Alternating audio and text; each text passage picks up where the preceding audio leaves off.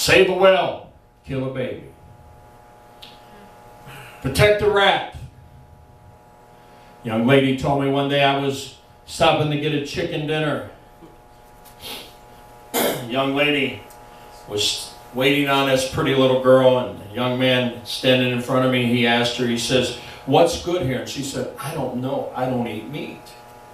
And he says, "Why don't you eat meat?" She said, "Well, I went to a concert once, and they had, PETA was there, and they had a video there, and they showed how they abused animals when they butchered them for meat. And that just caused me not to want to eat meat." And I said, "Oh, I love animals." And she said, "I do too." I said, "They're delicious." Folks, we get our priorities wrong. I love animals and I love Bambi, but you know what? If I'm hungry, Bambi's going down. I don't want to eat Bambi, but I don't even like venison. But if I'm hungry, I will eat whatever's necessary to eat. Folks, we need to get our priorities straight. We'll save Bambi and walk right past 25 people and never let them know that they need Jesus in their lives.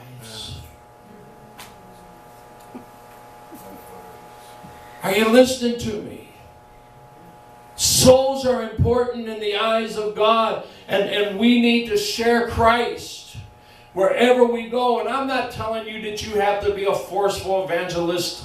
I'm just saying, live the life of Christ in front of them and always be ready to give them an answer when they ask you, because I tell you, they will ask. If they see something different about you, and if I'm going to tell you something right today, if they're not asking you questions, it's because they're not seeing anything different in you. Whew. Amen. Man, I'll tell you, I've just been mean the last couple of weeks, haven't I?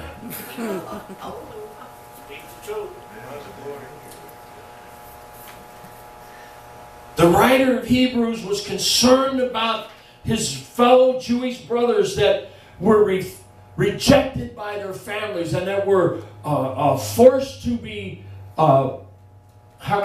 forced out of the family, forced out of the community, forced out of relationship with those that they love, simply because they accepted Jesus Christ. I want you to know something, folks. There was a time that when you came to Jesus, it cost something. And now we just come to Him all willy-nilly and think that everything's okay. If I feel like serving Him today, I will. And if I don't feel like it tomorrow, then I'll just do my own thing tomorrow. But I got news for you, folks. There's a price to pay. And the price is you. The price is your life. Jesus said, if any man will seek to save his life, he'll lose it. But if he loses his life for my sake, then he will gain it. Thank you, Lord. Wow. Amen. I'll never forget, I was on my way to Mapledale Church when we had church over on 36th and Mapledale. We had a guest speaker from India that night. And as I'm driving to church, the Lord spoke to me and said, "It's been said." He used to talk to me like that a lot. He would say, "It's been said." He said, "It's been said that God is not looking for people who will die for Him, but He's looking for people who will live for Him." He said, "But I," hear that? He said, "But I," not what has been said about me, but I want people who's willing to die for me. God spoke that to me.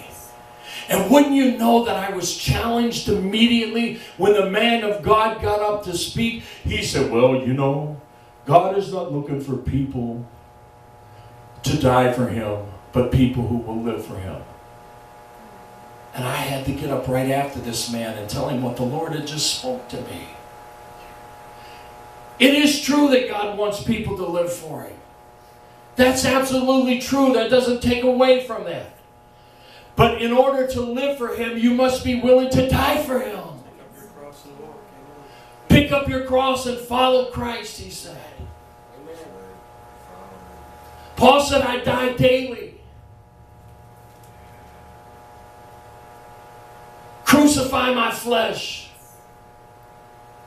We have to come to the conclusion that in order for God to use us, we must be dead. I know that I'm trying to get into the message, but I'm just giving you my heart. Amen. Amen. I like what Catherine Kuhlman said. She said, I've died 1,000 deaths. I don't know if there was anyone ever used as mightily as God used her, but yet she died 1,000 deaths. I think of William Seymour. William Seymour was the pastor of the church in Azusa Street. He would spend his days upstairs in the apartment praying and seeking God. Then when he would come downstairs, while they were still praising and worshiping God and playing music and singing and shouting and dancing, he would sit on the front pew and he would put a wood box over his head.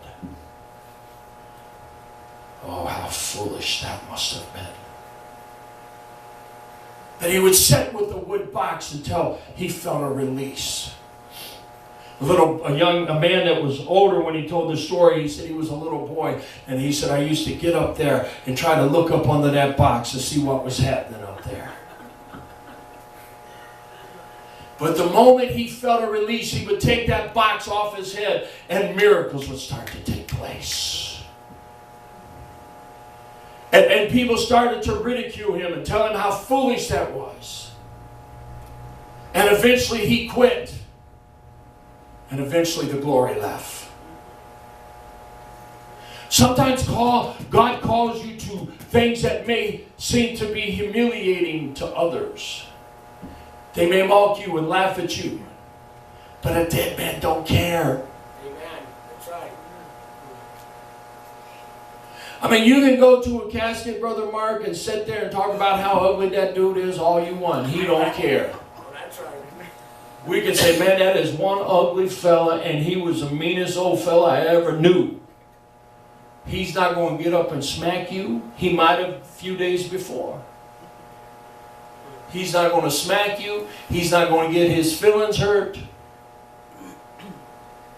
Are you listening to me? But yet somebody says something to you and your feelings get hurt. That's right. Somebody says something you don't like and you say, boy, I told them off. We sit around and brag about how we told them off. I've been guilty of hearing people tell something that happened and I've been guilty of saying, man, you should have said or you should have done. Sitting there talking to a friend of mine one day, a couple years ago, and he was telling me how his wife had left him and how he found out she had went down to live with an old boyfriend that she had when she was a teenager. And him and another friend drove down to Tennessee to meet this. Well, he wanted to find out why his wife left him.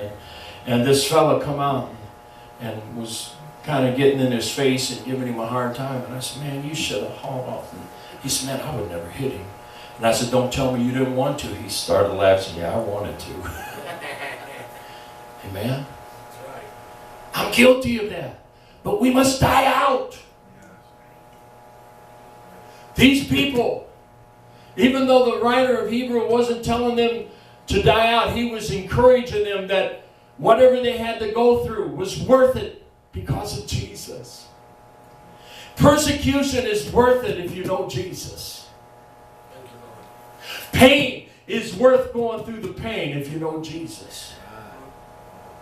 God wants to bless you financially, but poverty is worth going through if you love Jesus.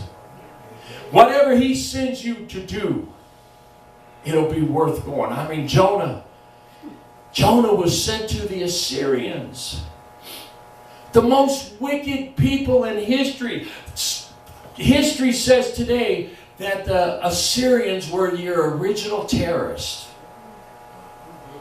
They would just sweep down.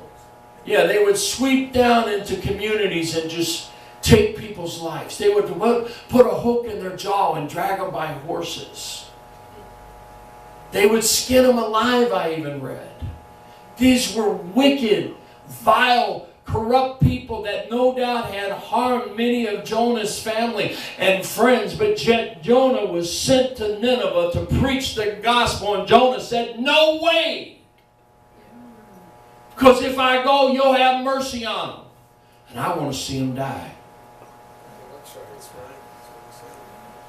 That sounds like us when we talk about these Muslim countries. We say, man, just blow them off the face of the earth.